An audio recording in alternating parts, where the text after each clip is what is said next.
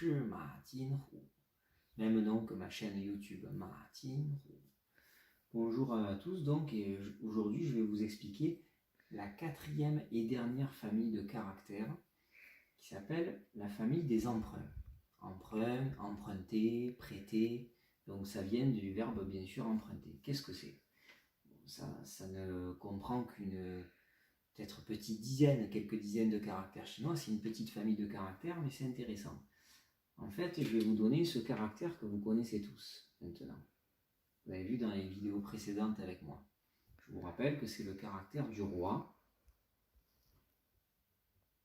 de l'empereur aussi. C'est un nom de famille, je vous le dis aujourd'hui, là c'est un nom de famille très répandu, qui s'appelle par exemple Monsieur ou Madame Wang. Un des noms les plus répandus en Chine, plus de 100 millions de Chinois portent ce nom. Ça c'était pour l'aspect culturel, mais pour revenir aux emprunts, ce caractère existe depuis des milliers d'années. Sachez que bien sûr, comme toute langue inventée, il y a plusieurs milliers d'années, il y avait peu de caractères inventés par les Chinois. Il y en avait vraiment peu. Donc un caractère voulait dire beaucoup de choses. Rappelez-vous qu'à l'époque, il voulait dire aussi le jade, puisque c'était le seul, l'empereur, à pouvoir porter du jade.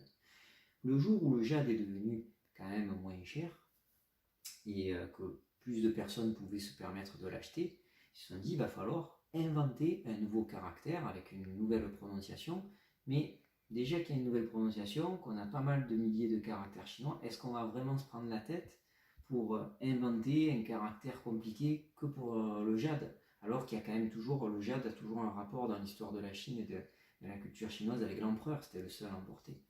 Donc, ils se sont dit, on ne va pas faire difficile, on va garder l'histoire de l'empereur, et rappelez-vous, dans une autre vidéo, j'ai expliqué, ils ont juste rajouté un point pour dire, ici il y a une pierre sur un collier de jade que l'empereur porte.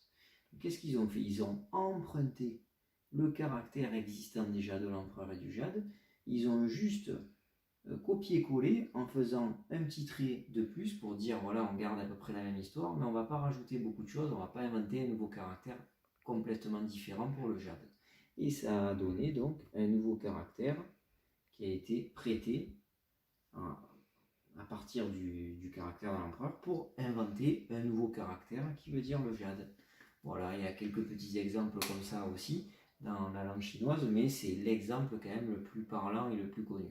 Voilà, je vous remercie. J'espère que vous avez aimé. N'hésitez pas à liker et faire des commentaires si vous avez des questions. Et moi, je vous donne rendez-vous parce que j'ai terminé cette série sur l'écriture chinoise, en tout cas au niveau des familles. On va terminer l'écriture chinoise avec la prochaine vidéo qui parlera du mot. Souvent, on me pose la question, mes élèves, est-ce qu'un caractère chinois, c'est un mot? Combien il en faut pour former un mot? Je vous répondrai à la prochaine vidéo. 谢谢, à bientôt. 再见.